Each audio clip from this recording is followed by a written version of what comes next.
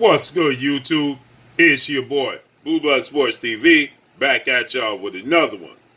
So, two-time welterweight world champion superstar boxer Showtime Shawn Porter, he weighs in on this past weekend's highly anticipated trilogy showdown between undefeated two-time heavyweight world champion British superstar boxer Tyson the Gypsy King Fury, who is now 31 wins, no losses, one draw, 22 wins by way of knockout. Tyson Fury, 33 years of age, stands at 6'9" with an 85-inch arm reach. He took on his rival, Olympic bronze medalist, former WBC American heavyweight world champion superstar boxer Deontay the Bronze Bomber Wilder, who is now 42 wins, 2 losses, 1 draw, 41 big wins by way of knockout. Deontay Wilder, 35 years of age, stands at 6'7" with an 83-inch arm reach. With that said, they fought their trilogy match this past Saturday. Shawn Porter, who is a two-time welterweight world champion, and he himself is going into a highly anticipated showdown.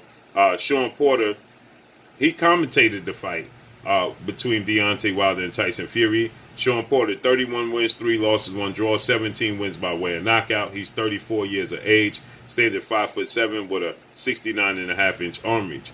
He will be taking on undefeated 3-division world champion, former junior welterweight undisputed world champion, currently the WBO welterweight world champion, who is widely considered by many to be the #1 pound-for-pound fighter in the world, Terrence Bud Crawford.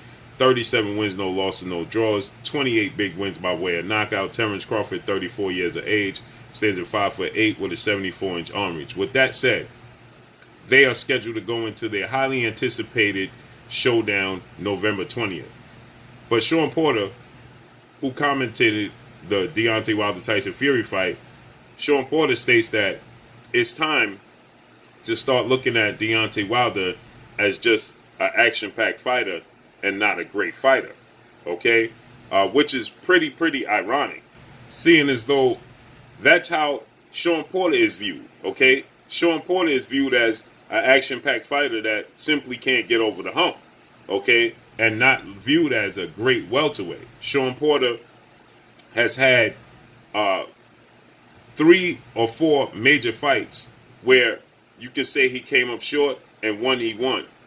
That was the one he beat 2-division world champion superstar boxer Danny Swift Garcia for the vacant WBC title to become a 2-time welterweight world champion. But his biggest fights against former unified welterweight world champion superstar boxer Keith one-time Thurman, he came up short, and his fight with now undefeated unified WBC IBF welterweight world champion superstar boxer, who's widely considered to be top 3 best pound-for-pound fighters in the world, and Earl the Truth Spence Jr., in which Errol Spence, it was a unification bout between Shawn Porter and Errol Spence, and Errol Spence, he beat Shawn Porter to pick up the WBC title.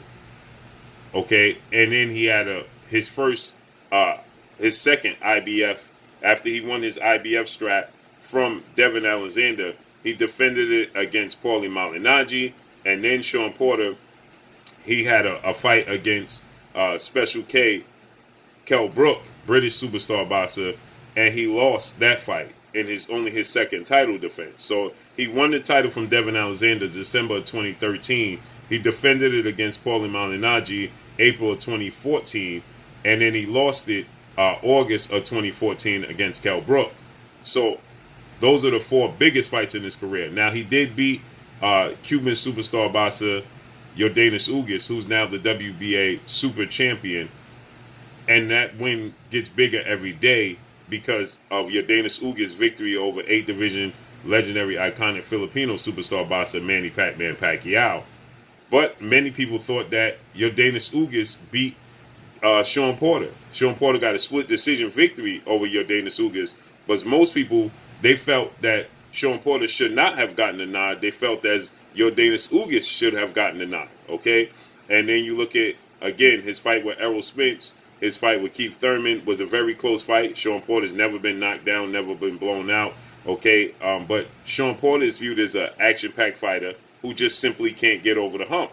Now, he does have big wins over Andre Berto, Adrian Broner, Paulie Malignaggi, Devin Alexander, Julio Diaz, Phil Greco.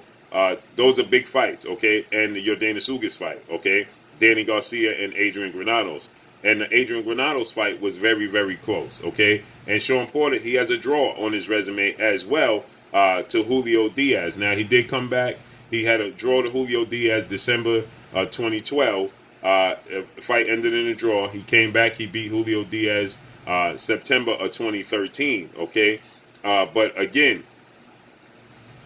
those are very, very close fights for Shawn Porter. The Danny Garcia fight, I thought he clearly won, but a lot of people thought that that was a very close fight. Okay, even there's people that thought Danny Garcia won. I'm not of that elf. I thought that Shawn Porter clearly won that fight.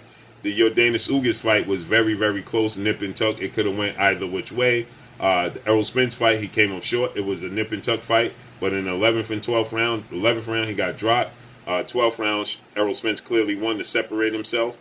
Keith Thurman fight, he lost to Keith Thurman, unanimous decision to Keith Thurman, but it still was a close fight. Now, I thought Keith Thurman won the fight by 2 or 3 rounds, but it still was a very close fight. But all the judges saw it the same way, a close fight, but they gave the nod to Keith Thurman. And again, majority decision to Kell Brook back in 2014. Now, that was a very close fight. Kell Brook did in my opinion, a lot of excessive holding in that fight. He was, not a lot of action. He was doing a lot of grappling, in my opinion, holding on to Shawn Porter.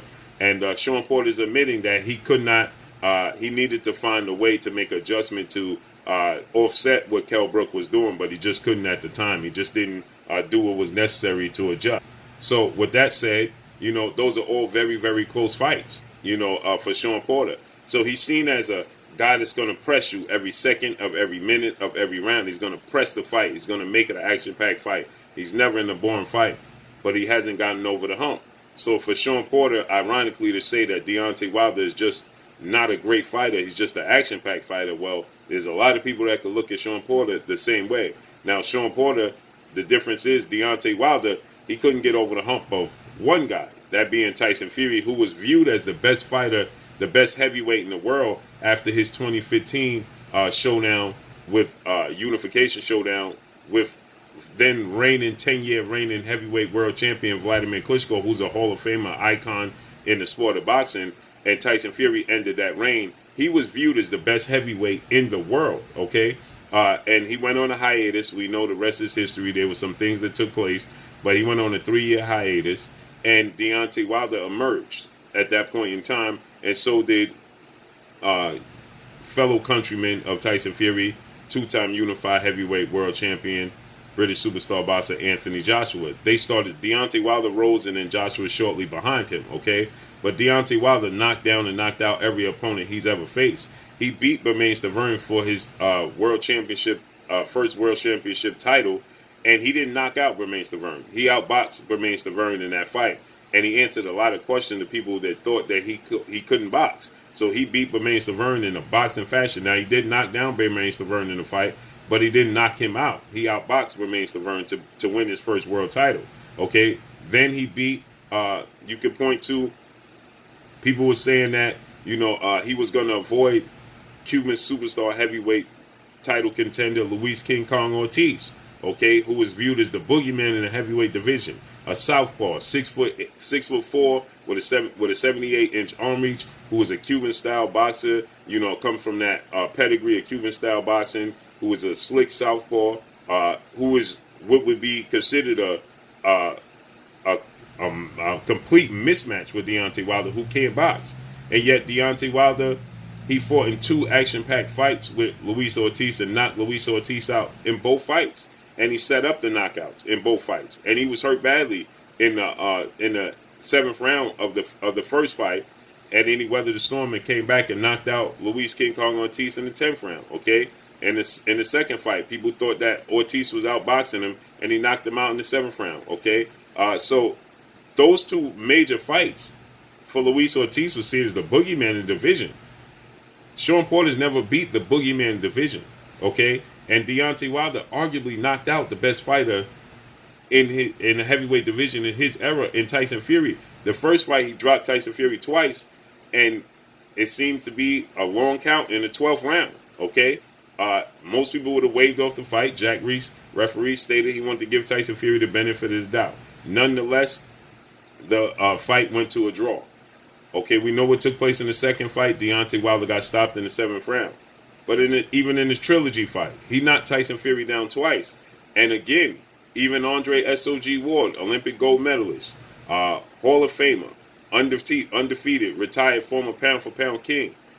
He, who was commentating the fight with Shawn Porter, he stated that he felt like it was a very, very long count on the part of the referee that gave Tyson Fury the benefit of the doubt. Again, if the referee would have quote-unquote counted, accordingly, this might have been a knockout for Deontay Wilder over the best heavyweight in the world in Tyson Fury. So he's in these fights. So with that said, Shawn Porter, oddly enough, is viewed as an action-packed fighter. That's just simply that. Not a great welterweight, not a great fighter, but just simply an action-packed fighter. Now he's going into a fight where Shawn Porter has admitted that he must win this fight to prove that he belongs on the big stage.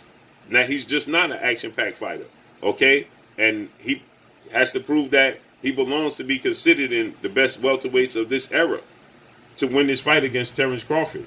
And he's going to be a drastic underdog in this fight. So we have to see how this plays out November 20th. But it's ironic that he would say that Deontay Wilder is not a great heavyweight, just an action-packed fighter, where most people view Shawn Porter in the same light. But that's all I got for y'all. Make sure you hit the like button. Drop a comment in the comment section. Let me know what y'all think. Y'all already know what it is. It's your boy Blue, Blue Blood Sports TV. Hate, like, comment, and subscribe. If you haven't subscribed, hit the subscribe button. Hit the like button. Hit the bell icon to get all the new notifications. Follow me on Instagram at Blue Blood Sports TV, all one word. Y'all already know what it is. Shout out to the entire LDBC. Shout out to New Media. Shout out to Black Media Row. Make sure you like and share these videos. That's all I got for y'all. Peace. You know what it is, your boy Jada Kiss. Make sure you check out Blue Blood Sports TV. It's going down.